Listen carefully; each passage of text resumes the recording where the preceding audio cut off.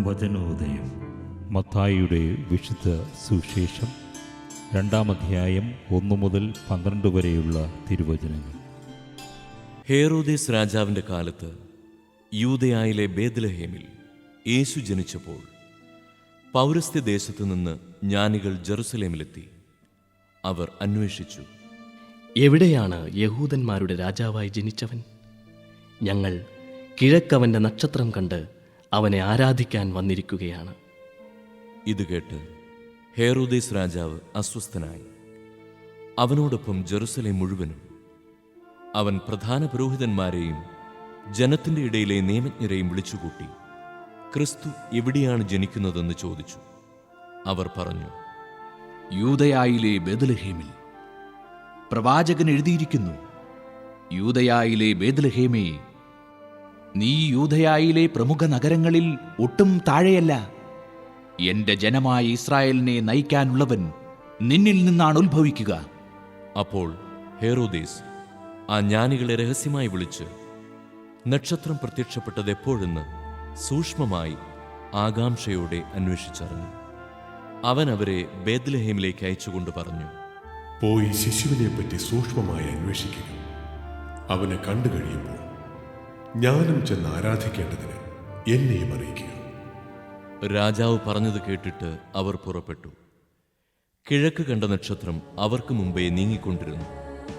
അത് ശിശു കിടക്കുന്ന സ്ഥലത്തിന് മുകളിൽ വന്നു നിന്നു. നക്ഷത്രം കണ്ടപ്പോൾ അവർ അത്യധികം സന്തോഷിച്ചു. അവർ ഭവനത്തിൽ പ്രവേശിച്ച് ശിശുവിനെ അമ്മയായ മറിയത്തോടുകൂടി കാണുകയും അവനെ കുമ്പിട്ട് ആരാധിക്കുകയും ചെയ്തു. നിക്ഷേപപാത്രങ്ങൾ തുറന്ന് പൊന്നും കുന്തുരുക്കവും മീറയും കാഴ്ചയർപ്പിച്ചു. ഹേറോദേസിന്റെ അടുത്തേക്ക് മടങ്ങിപ്പോകരുതെന്ന് സ്വപ്നത്തിൽ മുന്നറിയിപ്പ് ലഭിച്ചതനുസരിച്ച് അവർ മറ്റൊരു വഴിയെ സ്വദേശത്തേക്ക് പോയി. വചന വിചിന്തനം. യേശു ആദ്യമായി വിജാതീയരായ ജ്ഞാനികൾക്ക് തന്നെ വെളിപ്പെടുത്തി കൊടുക്കുന്നതാണ് കർത്താവിൻ്റെ പ്രത്യക്ഷീകരണം. ഈ ജ്ഞാനികൾ പൗരസ്ത്യ ദേശത്തിൽ നിന്ന് യാത്ര ചെയ്ത് നക്ഷത്രത്തിൻ്റെ സഹായത്താൽ യേശുവിനെ കണ്ടുമുട്ടിയവരാണ്. ഒരർത്ഥത്തിൽ ക്രൈസ്തവ ജീവിതവും ഒരു യാത്രയാണ്.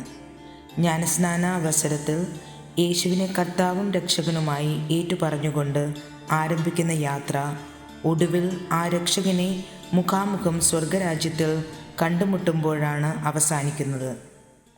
യേശുവിൻ്റെ വെളിപ്പെടുത്തലിനോട് വ്യത്യസ്ത പ്രതികരണങ്ങളാണ് നാം കാണുന്നത്. ഒന്നാമതായി, ഹെറോദോസ് രാജാവിൻ്റെ നേതൃത്വത്തിലുള്ള ഒരു സംഘം യേശുവിനെ ഉന്മൂലനം ചെയ്യാൻ പരിശ്രമിക്കുന്നു. രണ്ടാമതായി, പുരോഹിതരും നിയമജ്ഞരുമടങ്ങുന്ന ഒരു സംഘം യേശുവിനെ അവഗണിക്കുന്നു. മൂന്നാമതായി, ഇടയന്മാരും ജ്ഞാനികളും യേശുവിനെ ആരാധിക്കുന്നു.